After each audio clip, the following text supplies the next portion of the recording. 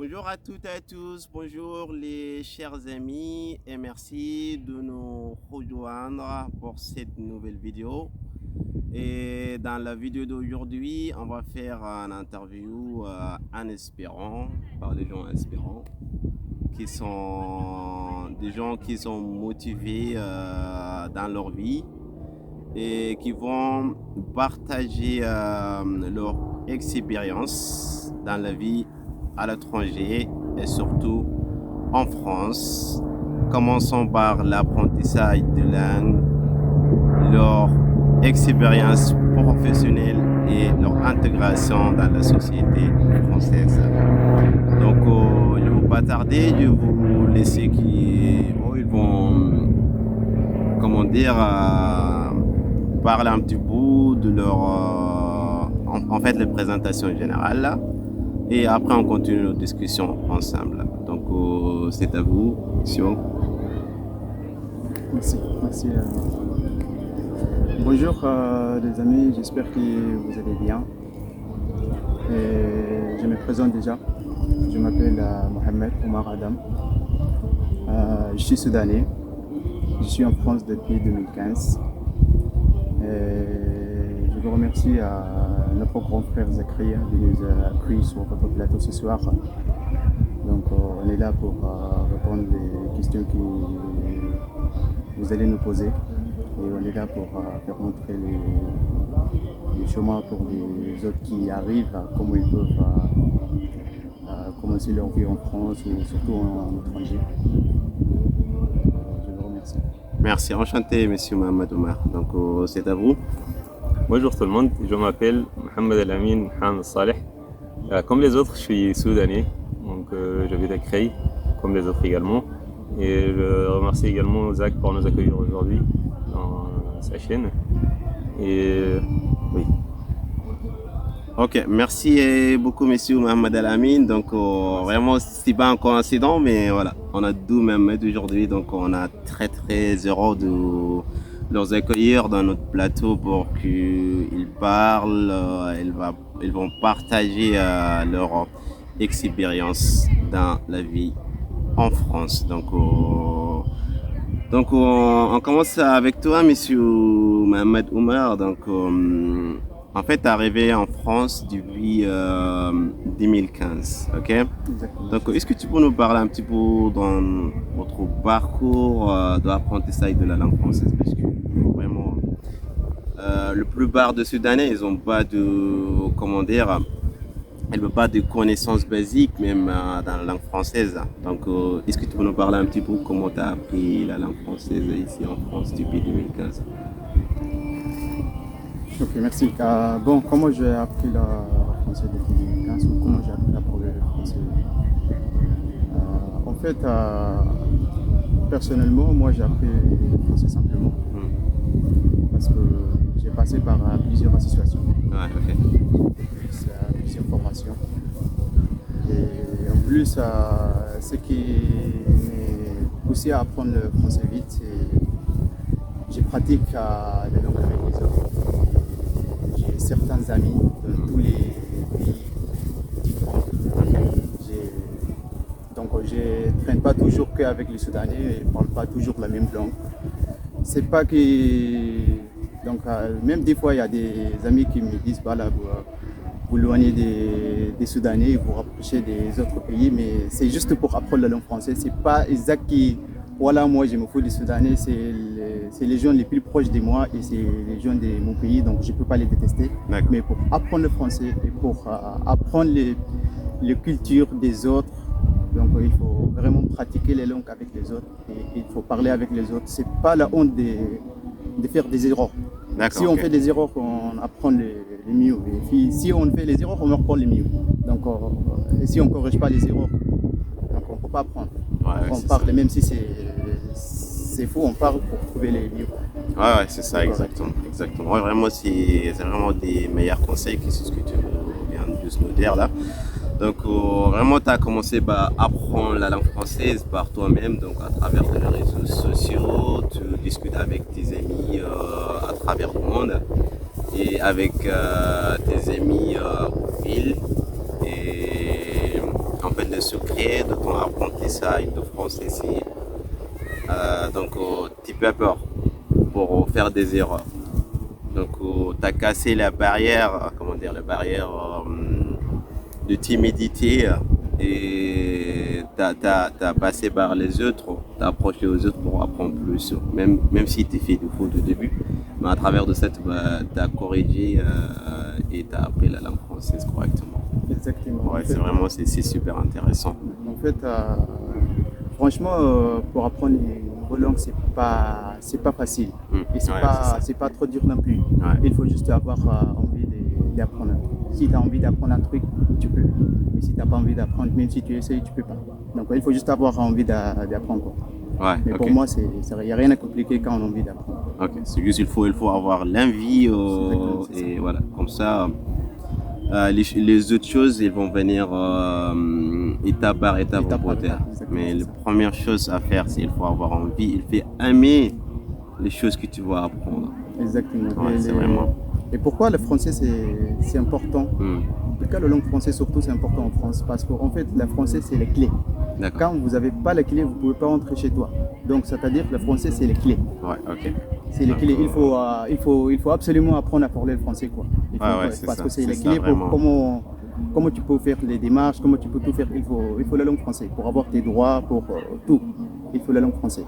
C'est vraiment important parce que c'est la première étape qui est plus importante. Exactement, c'est tout à fait. Et monsieur Ahmed Al-Amin, tu m'as rappelé, ça fait combien de temps que tu es en France? Je dirais ça fait 4 ans, bientôt 5 ans. Ah bah super intéressant. Donc au bout de 5 ans, tu as fait un parcours de légendaire, on peut dire. Là, tu es passé par plusieurs étapes, mais c'est le mieux que je te laisse de nous parler un petit peu, ton parcours d'apprentissage de français. Tu as passé par des universités et là, vraiment, tu as les meilleurs métiers que tu vas nous parler un petit peu de nos amis qui nous suivent dans notre chaîne. Avec plaisir. Franchement, depuis que je suis arrivé, j'ai pensé à une chose que je me suis tout de suite rendu compte que c'était tellement important que je parle français. À ce moment-là, je me suis dit, en fait, les papiers vont arriver sûrement. J'avais pas de doute, je croyais que ça va arriver à la fin. Et du coup, j'ai mis toute ma concentration sur la langue française. Okay. Et tout de suite, je commençais à apprendre l'alphabet. Par contre, je rejoins l'avis de Mohamed parce que j'avais des problèmes au départ parce que j'étais entouré par les amis soudanais. Ouais. Et donc plus tard, j'ai eu la chance d'aller déménager. Au début, je pensais que c'était vraiment le pire parce que là, je me suis trouvé un petit peu isolé dans un petit village, on peut dire. Dans un petit village éloigné du côté de Boulogne-sur-Mer. Ouais. Et c'est là où j'ai commencé à apprendre le français parce que je me suis trouvé confronté à des gens qui ne parlent pas ni anglais ni arabe. Donc c'était tellement compliqué à échanger avec eux. J'étais vraiment intéressé d'échanger avec les gens, de découvrir leur culture. Et ça m'a poussé vraiment à apprendre le français. Et à la suite, j'ai fait la même chose, le même chemin comme Ahmed. J'ai intégré des associations. Il y avait une association qui s'appelait Abdel Solidaire. J'étais un membre actif, j'ai suivi des cours pendant un moment. Et à un moment donné, je trouvais que c'était un petit peu compliqué parce qu'en fait, ils répètent la même chose. Je trouvais que là, les choses qu'ils disent, je maîtrise déjà. Donc je me suis dit, là, il faut aller plus loin. Il y avait tellement des obstacles parce que d'après l'administratif, j'avais pas le droit de suivre en université. Donc je suis allé à Amiens, j'avais pas un logement à Amiens, c'était un petit peu la galère à ce niveau-là. Et puis franchement en France, il y a des choses qui sont bien, il y a tellement des parcours qui sont dédiés aux étudiants exilés en général. Donc j'ai intégré à l'université de Lille au début, j'ai fait un semestre pour apprendre le niveau B1. Et à la suite, il y avait un programme qui est dédié aux étudiants exilés qui s'appelait Pilote. Et j'ai eu la chance d'être accepté, j'ai postulé. Je ne croyais pas que je vais arriver, mais c'est bien passé. D'accord. Et par la suite, j'ai déménagé à Lille. Franchement, à l'université de Lille, c'était tellement sympa. On a eu de l'aide et vraiment, on était bien accueillis sur l'université de Lille. Et ce qui nous a aidé de développer notre langue, de rencontrer des amis du monde entier. On était tous là pour apprendre le français, donc c'était tellement agréable. Ah bah c'est vraiment c'est sympa. L'histoire que nous racontait, vraiment, tu as passé par plusieurs étapes, par plusieurs obstacles, mais vraiment, tu n'es pas arrêté du tout. En fait, tu as, comment dire, franchi les barrières sans arrêt. Mais pour faire ça, vraiment, c'est pas simple pour tout le monde. Au bout de 5 ans, pour apprendre une langue, pour passer à l'université, pour faire un meilleur métier, c'est pas facile. Donc, est-ce que, avant que tu arrives en France, est-ce que tu as un petit peu de notions basiques par rapport au français au Soudan avant que tu arrives ici? Franchement, pas du tout. J'avoue que, comme tous les autres, j'ai pensé que le plus facile, c'est d'aller en Angleterre parce qu'on parle déjà anglais. Ouais. J'étais pas du tout intéressé par la langue française. Ok, bah super. Donc voilà, tu as commencé à apprendre le français par soi-même à travers des réseaux sociaux et tu as fait des initiatives pour chercher des associations pour apprendre une langue. Là, on parle vraiment des associations gratuites, tu ne payes rien. Il faut juste aller chercher les associations. Et voilà, si tu es inscrit, tu peux assister des cours. Mais comme Mohamed vient de nous dire, là, tout ça, ça ne peut pas se faire. Il faut travailler au niveau personnel à travers des réseaux sociaux. Il faut faire des efforts, il faut chercher pour apprendre. Donc, ça va être pour tout le monde. Donc, il n'y a rien de magique.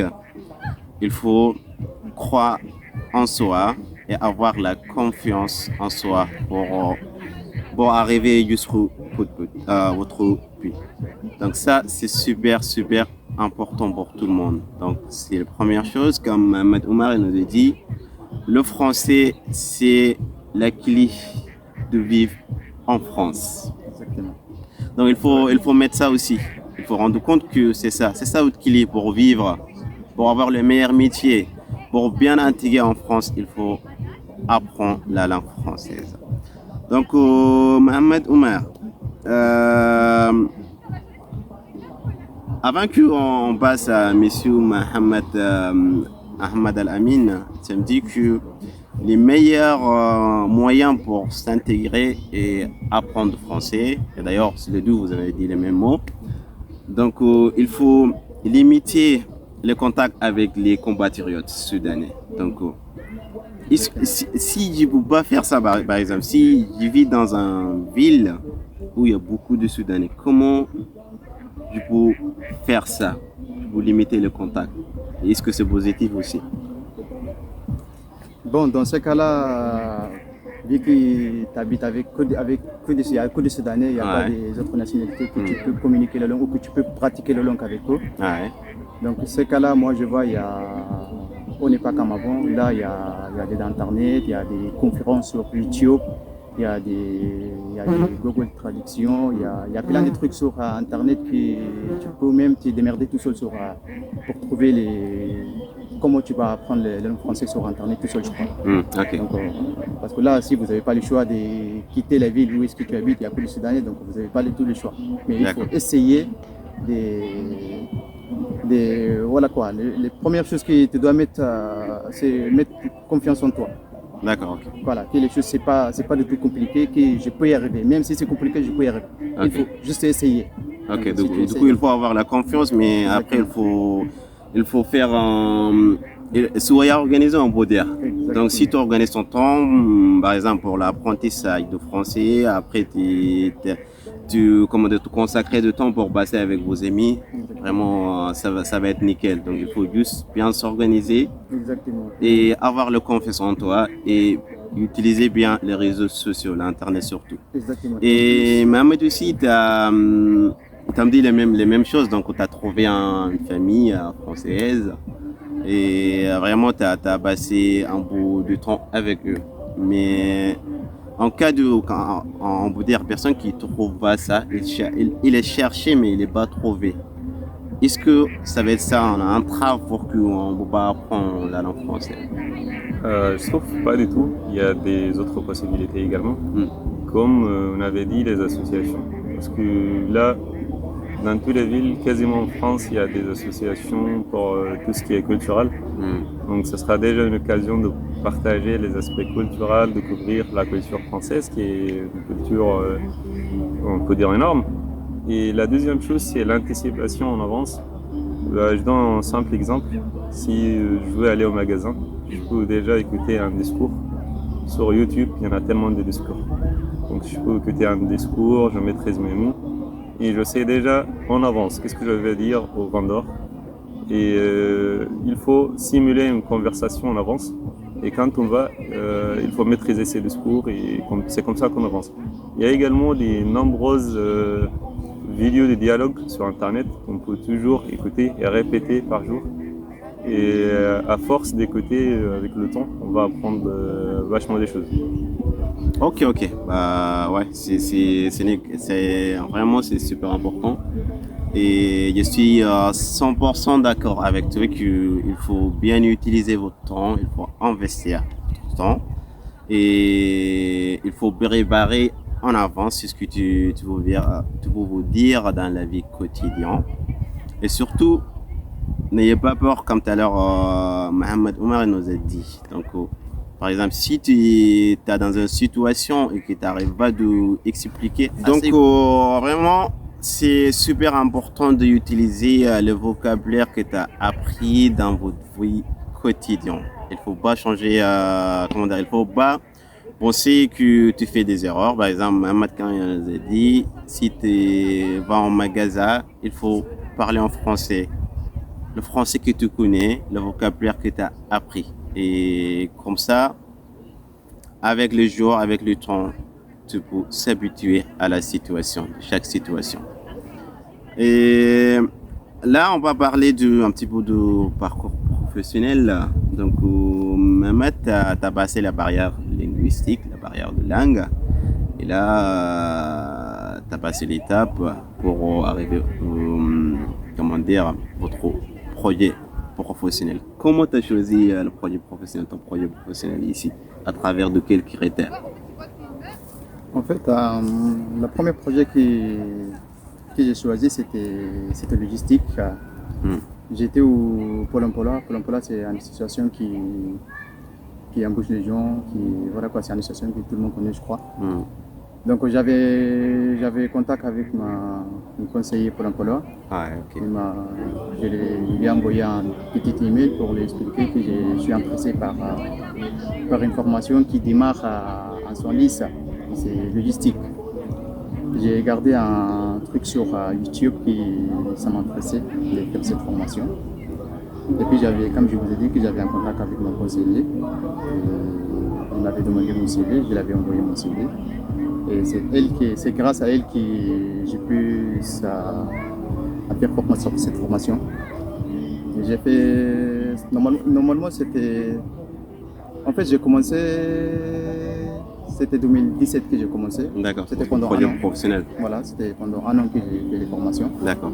Et après un an, quand j'ai fini mon formation, ils m'ont proposé directement un contrat d'un an. D'accord, ok. Je travaillais avec eux pendant un an.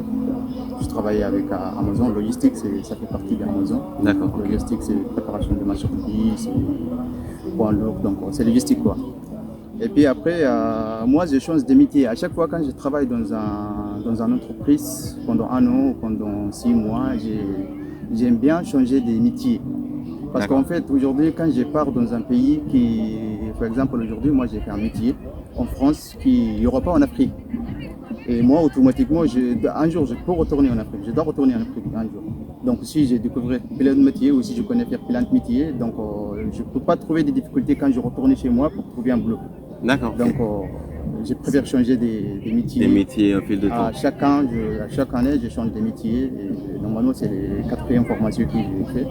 Donc, j'ai les diplômes dans tous les 4 formations que j'ai fait. J'ai des diplômes. Et puis là, je travaille dans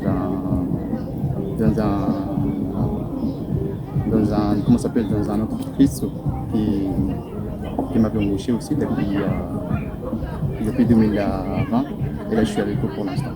Ok, bah, c'est intéressant. Vraiment, c'est un bon technique. Bah, ça va être le cas de vous pour choisir différents métiers, pour apprendre. Donc là, tout ça, tu penses à l'avenir. Donc, peut-être un jour, tu vas exercer ce métier et tu vas, transporter les connaissances dans notre continent, Afrique, notre pays, Soudan. Et à vous, Mohamed Al-Amin, comment tu as choisi ton formation? Et tu fais quoi dans la vie déjà et comment tu as choisi ton métier? Déjà, pour moi, c'est un petit peu différent parce que je suis dans un seul métier depuis toujours. D'accord. C'est un choix qui était déjà préétabli en 2010. Après le bac, j'ai choisi d'être ingénieur biomédical. Et c'est un domaine qui est super intéressant. C'est entre l'ingénierie et le domaine de santé ou le domaine médical. Donc, depuis 2010, j'ai intégré l'université du Soudan et faculté d'ingénierie et choisi spécialité ingénieur biomédical. J'ai eu mon diplôme d'ingénieur en 2015 et ensuite j'ai enchaîné ici en France. Au départ, j'ai commencé par la langue et à la suite, j'essayais toujours d'intégrer. J'ai fait une année, j'ai refait ma licence. En fait, le système il y a des différences entre le système au Soudan et le système en France. Oui, tout à fait. Parce que ici, c'est le système LMD, licence, master, doctorat. Et par contre, au Soudan, c'est BMD, bachelor. Donc, j'ai fait l'équivalence afin de poursuivre mes études ici en France. J'ai commencé à l'université de Lille, j'ai fait une année d'études. Et là, actuellement, je suis en train de finaliser mon master à l'UTC, l'université de Compiègne. Et ce qui est intéressant à la fin du parcours, il y a vraiment une chose que je trouve qui est très intéressante en France, c'est l'alternance, la voie d'alternance, parce que la voie d'alternance, ça nous permet d'étudier et en même temps de travailler. D'accord. Il y a une sacrée expérience derrière. Là, j'ai choisi la voie d'alternance pour cette année. Donc, de moitié de temps, un mois je suis à l'université et un mois je suis à l'hôpital. D'accord, ok. Du coup, je travaille actuellement également à l'hôpital de Creil. D'accord, ok, voilà. L'alternance, donc, vous travaillez et étudier en même temps. Voilà. Et c'est ça qui est l'une des choses qu'on n'a pas au Soudan, en fait. Ouais, donc, tout à fait. ça aussi, les trucs qu'il faut vraiment profiter ici. Donc, toi, tu as quelques notions donc, avant que tu arrives ici. Et le point important aussi, notre diplôme de Soudan, c'est pas comme ici. Mais après, tu peux faire l'équivalence. Donc, pour celles qui ont des diplômes, donc n'hésitez pas d'essayer de faire les équivalences et c'est dans les mêmes métiers aussi. Et si tu veux convertir dans notre métier aussi, tout est possible ici en France. Mais au début, il faut apprendre le français. C'est ça. Donc c'est ça la clé. Parce que sans bien français, d'accord, tu peux rien faire. Donc c'est ça qui est super important. Donc la question suivante ici, c'est en fait, pour intégrer dans une nouvelle société, en fait, c'est pas un truc qui est simple comme bonjour en France. Et il y a beaucoup de monde qui ont des difficultés pour s'intégrer dans les milieux sociaux et professionnels en France. Donc, est-ce que tu peux nous parler un petit peu de ton expérience d'intégration ici en France, Mohamed?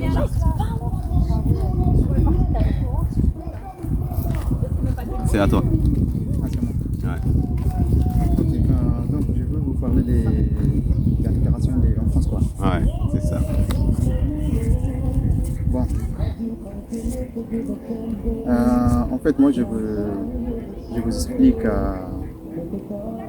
des étapes que je suis passé. Ouais, Des exactement. étapes que je suis passé depuis quand j'ai eu la protection. Donc, c'était 2014. 2014, en fait, parce qu'en fait, quand on a commencé depuis le début, il y a des associations qui nous accueillent. Et moi, j'étais avec une association pendant quelques jours, pendant un mois, 2 mois, 3 mois. Ok. Et après, ils m'ont envoyé dans une petite ville qui s'appelle Sonis. Ok. J'étais là-bas pendant à peu près 3 ans. Mais j'étais avec des Soudanais. Franchement, il y avait beaucoup de Soudanais. On parle toujours la même langue. Mais moi, je n'étais pas toujours avec eux en fait. Il y a des écoles qui aident les gens, il y a des bibliothèques. En France, ce qui est bien, il y a dans tous les villages, ou dans tous les quartiers, il y a des bibliothèques. Tu peux y aller passer ton temps aux bibliothèques, tu peux aller lire des livres, des journaux, pour savoir des nouvelles.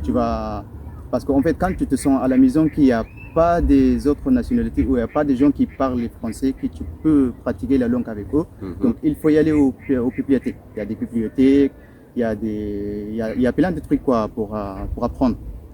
Mais moi, il y a une école juste à côté à Nice. Je pars tous les jours. Je pars 3 jours par semaine. Je profitais. Parce qu'en fait, il y a des gens qui disent il faut que j'attende parce que je n'ai pas de papiers. Je me fous, je n'apprends pas le français. Dès que je n'ai pas de papiers, je reste comme ça sans que j'apprenne le français. Dès que j'ai les papiers, après, j'essaie de l'apprendre. Mais pour moi, quand tu auras les papiers, il y a plein de trucs devant toi, il faut les faire. Mais si tu ne sais pas parler français, tu ne peux pas faire les trucs là qui sont devant toi. Donc, si tu as commencé depuis le début, parce que en fait, moi, j'ai fait mon demande d'asile ici en France, donc automatiquement, tu peux aller nulle part. Tu es obligé de rester ici en France. Si le France ne t'a pas donné l'autorisation pour quitter le territoire français, normalement, tu n'as pas les droits. Donc, automatiquement, il faut dire, moi, je suis obligé d'apprendre le français. Moi, je suis obligé d'apprendre le français, écrire ou lire. Le plus important, c'est parler. Donc, pour savoir faire exactement, pour savoir faire tes papiers, pour savoir faire... Et après, quand tu as les papiers, il y a plein de rendez-vous devant toi. Il y a plein de choses qui t'attendent. Quand tu as plein de trucs à faire, il faut apprendre le français. Et en plus, il y a des gens qui sont... Il y a des pays qui ont été colonisés par les Français. Et nous, surtout les Soudanais, on a été colonisés par les Anglais. Automatiquement, les Français, c'est compliqué pour nous. C'est vraiment compliqué pour nous. Parce que quand je suis arrivé en France au début, je ne connais même pas le simple mot bonjour en français. Je ne connais pas. J'étais tellement bloqué. Mais j'avais vraiment envie de l'apprendre en fait. J'avais vraiment envie de l'apprendre. J'ai essayé avec tout. Il y a plusieurs façons, il y a plusieurs trucs pour apprendre la langue française. Donc, par exemple, tu écoutes les radios, tu regardes sur la télé, tu pratiques avec les autres, tu as certains amis dans un quartier où est-ce que tu habites. Et les premières choses qui m'a progressé ou qui m'a aidé à apprendre le français, c'était des amis français. J'avais tellement des amis français que je traîne tout le temps avec eux. Et je parle toujours avec eux le français. Et je m'en fous de faire des erreurs parce qu'automatiquement, le français, c'est pas mal long. Donc, je peux faire des erreurs pour trouver les vrais, il faut faire des erreurs. Et il ne faut pas avoir la honte. Donc, parce que ce n'est pas notre langue. Il y a des gens qui ont des difficultés d'apprendre, mais il faut toujours essayer. Si tu essayes, tu vas réussir avec le temps. Ok, bah, super intéressant. En fait, votre parcours d'intégration en France. Et la chose importante, c'est qu'il faut faire des amis francophones au bout d'air, les gens qui parlent français correctement, même si tu ne parles pas beaucoup, tu ne parles pas français parfaitement. Et voilà, c'est le cas à tout le monde. Mais il faut s'approcher plus vers les gens qui parlent. C'est leur langue maternelle, donc tu peux apprendre facilement et tu peux intégrer. Et dès que tu fais des amis, donc c'est facile de connaître leur culture. En même temps, eux aussi, ils ont s'intéressé vers toi pour apprendre votre culture aussi. Donc ça, c'est les meilleurs moyens de s'intégrer en France, apprendre le français, faire des amis. Okay. Il y a un truc aussi qui bloque les gens en fait. Il y a des gens qui disent que j'arrive à comprendre ce que quelqu'un me dit, mais j'arrive pas à les répondre. Pourquoi? Parce que tu pratiques pas. Quand on pratique quelque chose, on aura de l'habitude. Okay. Quand tu pratiques quelque chose tous les jours, on a de l'habitude de parler facilement quoi. D'accord. Parce qu'il y a des gens, par exemple là aujourd'hui, il y a certains Soudanais qui me disent, moi quand une Française ou un Français il me parle, je comprends, mais j'ai du mal à les répondre. Je comprends tout ce qu'ils me disent, mais j'ai du mal à répondre. Pourquoi? Parce que tu ne parles pas avec des gens. Okay, tu connais plein de trucs, sur Internet, tu apprends des trucs sur Google Traduction, tu connais certains trucs, mais tu ne sais pas comment tu peux... Comment tu peux donc l'important c'est pratiquer. Il faut faire apprendre et pratiquer. C'est super intéressant. C'est le conseil de monsieur Mohamed Oumar. Il faut pratiquer votre langue, même si un petit peu. Ok. Merci beaucoup monsieur Mohamed Oumar pour partager votre expérience d'intégration, d'apprentissage du français en France. Et on passe à monsieur Mahad Al-Amin et il va nous parler un petit peu comment il est intégré en France et comment il a trouvé le chemin vers l'intégration en France et avec les Français. Franchement, moi déjà, j'avais un petit peu de chance. Je rejoins le même avis que Mohamed Oumar, toujours. En fait, il faut toujours faire des amis, s'approcher aux Français, n'ayez pas peur. On est tous des humains et on a tous des choses à partager. Moi, quand je suis allé dans la ville où j'étais, la ville de Bville, j'ai rencontré plein d'amis français et c'est grâce à l'association AVL Solidaire. Je peux citer des noms, Marie, Anne, Yann, Marina. J'ai vraiment rencontré plus de monde et ils étaient vraiment sympas. Et j'ai fait beaucoup d'amis avec parmi eux. Je suis aussi, comme je veux dire, un membre actif de l'association. Et aussi, j'ai intégré un groupe qui s'appelle Groupe Solidaire. J'étais aussi là-bas toujours avec eux. J'ai suivi les spectacles qu'ils font. C'est un groupe de théâtre. Donc ça m'a ajouté beaucoup de choses. Et à la suite, j'ai déménagé à Lille. Et là, il y avait des familles d'accueil qui étaient proposées par l'université. Et à part les amis qu'on avait rencontrés au sein de plusieurs assos à Lille, tels que Pangea et Mesfer, c'était des associations qui sont dédiées à aider les étudiants en exil, ou des associations pour apprendre le français ou pour nous permettre d'échanger avec des gens de mondes différents. Et ce qui est intéressant, il n'y avait que la langue française qui nous regroupe. Il y en a qui parlent chinois, il y en a qui parlent japonais, vraiment c'est tellement varié, russe. Mondial. Oui, c'était exceptionnel. Et du coup, on parlait pas tous assez bien le français, c'était mélangé avec des français. Donc on était toujours obligé de parler en français, d'échanger en français. Et c'était tellement agréable. Moi, ce que je veux dire, déjà, il ne faut pas écouter les autres parce qu'on voit qu'il y a une partie de nous, parmi nous, il y a des frères qui disent, par exemple, oui, tant qu'on n'est pas sûr d'installer en France, on ne peut pas apprendre. Franchement, une langue, c'est une richesse. C'est une richesse qui pourra être utile là, n'importe où on va dans le monde entier. Moi, je trouve qu'il faut toujours enchaîner, il faut toujours commencer tout de suite. Il ne faut pas écouter les gens. Même si on ne sait toujours pas si on reste ou on part, ça va nous aider plus tard. Et il faut toujours parler. Écouter d'abord et parler après. Parce que franchement, comme un bébé de 5 ans. Un bébé, il écoute ses parents d'abord. Et par la suite, il aura l'opportunité de parler. Donc il faut écouter les gens, écouter beaucoup et énormément. Et ensuite, il faut essayer de parler. N'ayez pas peur de parler, de faire des horaires comme ils disent les amis. Et dernière chose, moi je vais dire que l'intégration, vraiment, je trouve qu'il y a des petites notions entre intégration et inclusion. Parce que quand on dit intégration, ça veut dire c'est toi-même t'intègres l'autre. Donc tu ne fais pas partie de l'autre. Moi, je vais conseiller l'inclusion, ça veut dire tu fais partie de l'autre. C'est ça la différence entre l'intégration et l'inclusion. Donc, l'étape après l'intégration, il faut d'abord intégrer parfaitement et à la suite, il faut passer à l'inclusion. Donc, il y a des choses qu'on va faire afin d'être un membre actif de la société. Ça ne veut pas dire de céder nos valeurs, nos principes, changer ce qu'on a ou changer nous-mêmes. Ça ne veut pas dire ça, mais ce qu'il va dire d'être un membre actif, d'évaluer, d'intégrer parfaitement, de faire des connaissances avec les autres. Et il faut qu'on sente qu'on est confortable pour pouvoir vivre correctement ici en France. Ok. Intéressant. Donc voilà, c'est les choses importantes, c'est le conseil de Monsieur Mohamed. Il faut pas prendre l'apprentissage du français comme des choses obligatoires. Donc il faut pas penser que tu es obligé d'apprendre le français, mais apprendre le français pour le plaisir, pour enrichir votre culture.